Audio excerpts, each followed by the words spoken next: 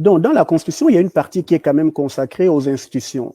Donc, la prévention de l'hyper-présidentialisation ou l'hyper-présidentialité du président de la République, parce que c'est le risque que l'on court au Gabon d'adopter un régime présidentiel. Pourquoi? Parce qu'il y aura un glissement vers le présidentialisme, c'est-à-dire une trop grande concentration des pouvoirs entre les mains d'un individu. Et on le voit actuellement sous effectivement l'argument cru et fallacieux du régime d'exception, mais en fait, c'est ce qu'Oligui est en train de faire. Nous sommes en plein dans le régime présidentiel, puisqu'il nomme n'importe tout le monde et n'importe qui. Vous voyez, il nomme les députés, il nomme les délégués spéciaux, il nomme qui il veut, sans d'ailleurs enquête de moralité, sans d'ailleurs état de service. Or, le régime parlementaire qui sera effectivement introduit dans la Constitution permet que les pouvoirs s'équilibrent, que les pouvoirs se neutralisent. Donc, même si vous êtes un homme puissant, vous ne pourrez pas, surtout que la Constitution va consacrer la séparation des pouvoirs. Donc, les pouvoirs étant séparés, nous, par exemple, dans les travaux qu'on a fait, on a pensé qu'il fallait qu'à la tête de chaque institution de la République, que le chef de l'institution soit élu. Je prends un exemple, la Cour constitutionnelle. Le président de la Cour constitutionnelle ne doit plus être nommé par le président de la République, mais plutôt élu par les pairs, magistrats ou, je ne sais pas moi, avocats. En tout cas, les gens qui font partie du corps, effectivement, du droit. Vous voyez, vous prenez une autre institution. Il faudrait que ces gens-là soient élus pour éviter justement les abus de pouvoir qu'on peut observer au niveau des individus. Et c'est ça la valeur ajoutée de nos assises, parce que y a M. Boussougou qui parlait tantôt, ou bien M. Ekapi, du choix du chef. Moi, j'ai appelé ça le processus d'échantillonnage non probabiliste. Il a choisi lui-même des personnes qui respectaient certainement des critères de domestication ou d'allégeance ou de l'arbinisme, j'en sais rien.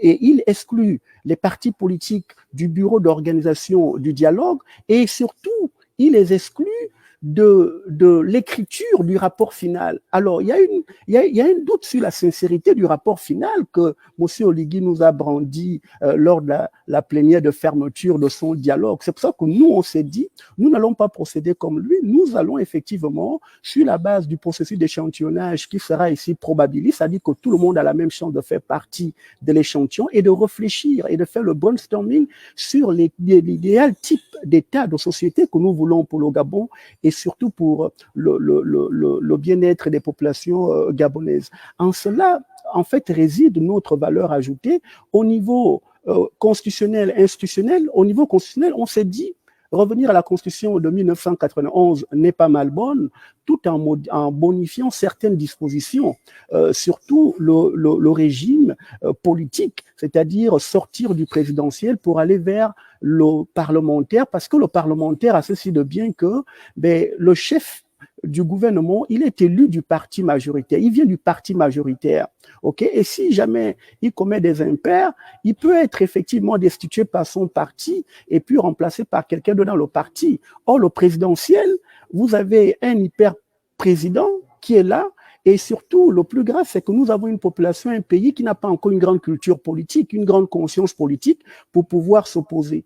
Or, dans le régime parlementaire, le pouvoir exécutif et le pouvoir judiciaire vont se neutraliser en permanence. Ça fera un peu de chichi, mais c'est pas grave. Tout ça va contribuer à la sédimentation de la démocratie dans notre pays. Donc, nous pensons que c'est le meilleur régime qu'il faut pour le Gabon. Nous sommes au début de la démocratie, il y a toujours des balbutiements, mais avec le temps, sur le temps long, on va effectivement se bonifier. Et lorsque culturellement, on sera rendu avec plus effectivement de démocratie en nous, plus de séparation de pouvoir, plus de respect de la loi, peut-être, mais moi je ne suis pas partant pour repartir sur un régime présidentiel. Il est mieux de sur ce Alors, la question reste posée, vu que vous avez fait état de l'élection à titre d'exemple, vous avez pris l'exemple sur la Cour constitutionnelle, appelée encore le Conseil constitutionnel dans certains pays, en disant que celui-ci soit élu par ses pairs. Mais en quoi est-ce que ça permet à ce dernier, ou encore à cette dernière, voilà, d'occuper cette fonction et d'être transparent? Quand on sait qu'à un moment donné, la question de la corruption est quand même une question assez prépondérante au niveau du Gabon. Est-ce que vous pensez que le fait que cette personne soit élue par ses pairs, ça mettrait une certaine crédibilité à cette personne? Ben oui, ça donne déjà une certaine liberté à l'institution par rapport au pouvoir politique. Parce que même le problème de la corruption, souvent, c'est le fait des pressions politiques.